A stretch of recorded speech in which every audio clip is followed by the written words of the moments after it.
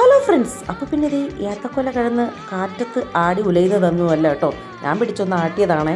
ഇവിടെ എന്താ പരിപാടി എന്ന് പറഞ്ഞ് ഞാനിതാ താഴോട്ട് ഇറങ്ങിയിട്ടുണ്ട്. അനിയത്തിൻ ചേട്ടത്തി തകർത്ത വാഴയ്ക്കപ്പം നമ്മുടെ എന്ത് പറയാനാണ് പലഹാര ഐറ്റംസ് ഇടുന്നുണ്ട് കേട്ടോ. ഈ ക്യൂട്ട് കുട്ടീസിനെ ഒന്ന് നോക്കിക്കേ, അവർ എന്താ പറയുന്നതെന്ന്.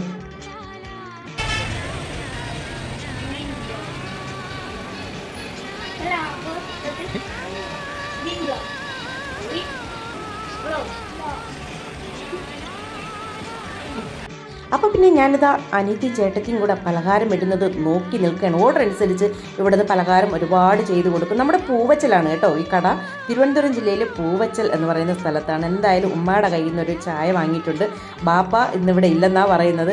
അതെ, ഇവിടെ നിൽക്കുന്ന മോനെ കണ്ടോ, ഈ ഉമ്മായുടെ മൂത്ത മോളെ കുട്ടിയാണ്.